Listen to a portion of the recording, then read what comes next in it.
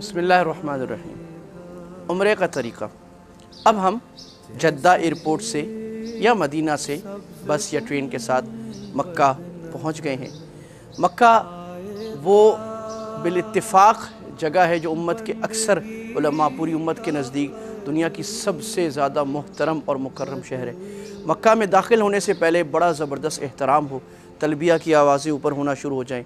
मेरे नबी सल्लल्लाहु अलैहि वसल्लम ने बुखारी मुस्लिम की हदीस में फ़रमाया, इन्न मक्का हर्रमहल्लाहु यौम खलक़स समावाति वल अर्द। अल्लाह ताला ने जब से दुनिया को बनाया मक्का को हराम और मुहतरम बनाया और ये क़यामत तक मुहतरम रहेगा। इसका कोई कांटा कोई नहीं उखाड़ेगा, यहाँ किसी से लड़ाई नहीं करेगा, यहाँ के शिकार को भगाया भी नहीं जाएगा। अल्लाह के नबी सल्लल्लाहु अलैहि वसल्लम जब मक्का वालों ने आप निकाला और आप मदीना जाने पे मजबूर हुए, आप हरूज़ा के मकाम पर जब छुप छुपा के उस जगह पे पहुँचे जहाँ से जो शारे आम थी मक्का से मदीना जाने की, तो आपने मक्का को देखा और आप रोने लग गए। आपने फरमाया, या मक्का इन्नका लअहब्बुल बिलादि इलैया, तुम मुझे दुनिया की सबसे महबूब तरीन शहर हो। वल्लाही अगर अल्लाह की कसम मेरी कौम मुझे ना निकालती मैं तुम्हें छोड़ के ना जाता।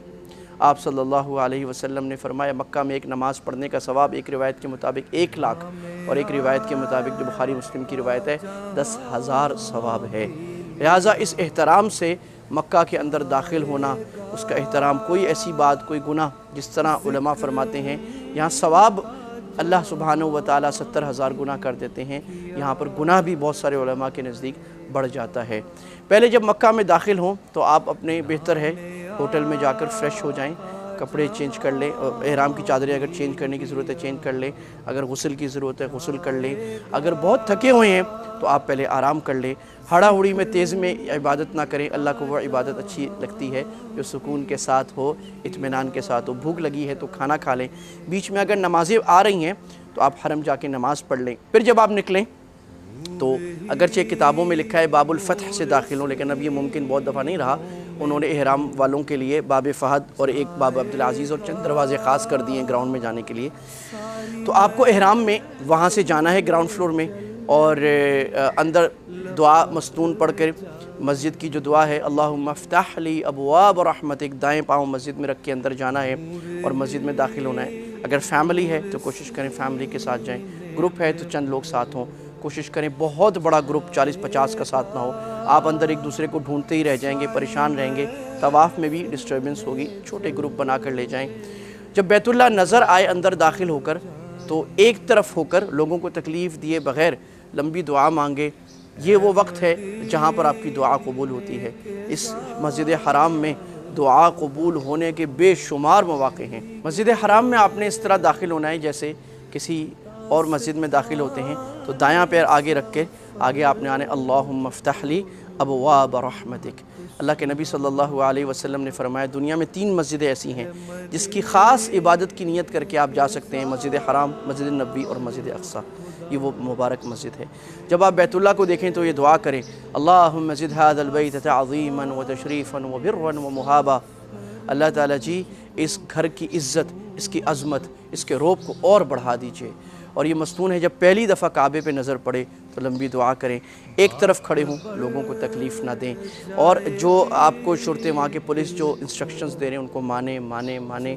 ये हमारे लिए बनाया गया है।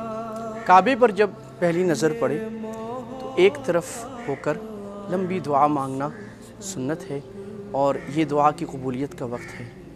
बैतुल्लाह में कितने मौक़े ऐसे हैं जहाँ दुआ कबूल होती है। बैतुल्लाह में दाखिल होते वक्त हरम में दुआ कबूल होती है, पहली नज़र पे दुआ कबूल होती है, तवाफ़ के दौरान दुआ कबूल होती है, रुकन यमानी पर दुआ कबूल होती है, हतीम के अंदर दुआ कबूल होती है, मीज़ाब रहमत के अंदर दुआ कबूल होती है, हजर अस्वद के करीब दुआ कबूल होती है, बोसा लेते वक्त कबूल होती है, मुल्तज़म के सीना लगा कर या उसके करीब आते हुए दुआ कबूल होती है, ज़मज़म पीने से पहले दुआ कबूल होती है, ज़मज़म पीने के बाद दुआ कबूल होती है, साई के वक्त दुआ दौरान दुआ कबूल होती है, साई के हर चक्कर में दुआ कबूल होती है, मिना में दुआ कबूल होती है, मुज़दलिफ़ा में, अरफ़ा में दुआ कबूल होती है।